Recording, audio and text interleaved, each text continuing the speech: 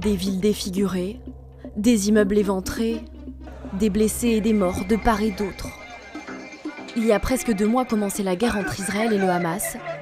Retour sur près de 60 jours d'une offensive qui divise la planète. 7 octobre 2023, vers 6h30 du matin, des milliers de roquettes tirées depuis la bande de Gaza réveillent en sursaut Israël. C'est le début de l'opération baptisée Déluge d'Al-Aqsa. Nous sommes sur le point de remporter une grande victoire et une nette conquête sur le front de Gaza. Dans une attaque surprise et orchestrée, les combattants du Hamas s'infiltrent dans le territoire israélien. Ils prennent d'assaut des maisons, ils massacrent 1200 personnes, principalement des civils, et en enlèvent plusieurs centaines. Je suis sorti et j'ai vu de nombreux corps de terroristes et de civils. Tant de corps. Après la stupeur, Israël réagit quelques heures plus tard et jure l'anéantissement du mouvement islamiste du Hamas. Tous les endroits où le Hamas s'est préparé, tous les endroits où le Hamas se cache, d'où il opère, nous en ferons des ruines. C'est le début de l'opération nommée Sabre de fer. La bande de Gaza et ses 2,4 millions d'habitants sont pilonnés. Pris au piège, les Gazaouis sont aussi privés d'électricité, d'eau courante, d'approvisionnement en gaz et en nourriture. L'enclave est en état de siège complet, décrété par Israël, qui demande aux civils d'évacuer le nord de la bande.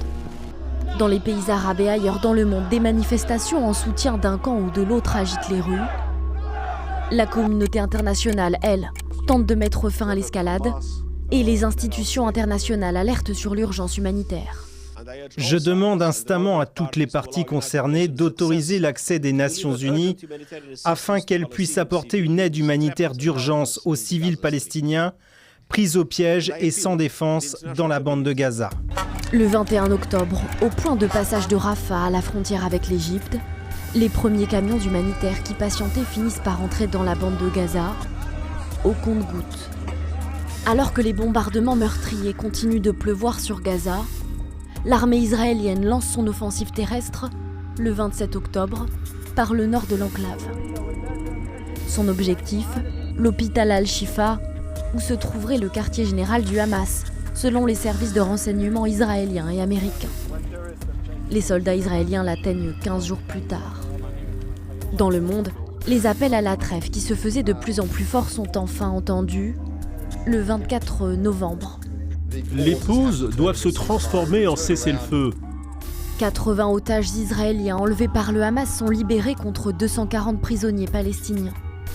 En pleine trêve, une attaque à l'arme à feu à Jérusalem-Ouest fait 3 morts israéliens. Elle est revendiquée par le Hamas. Le 1er décembre sonne la fin de la trêve. Les combats reprennent la journée de vendredi après une semaine de pause. Israël et le Hamas se rejettent mutuellement la faute et parlent notamment de désaccords sur la liste des otages. Selon un bilan du Hamas, au moins 15 000 Palestiniens seraient morts depuis le début de l'offensive israélienne, dont 6 000 enfants et adolescents.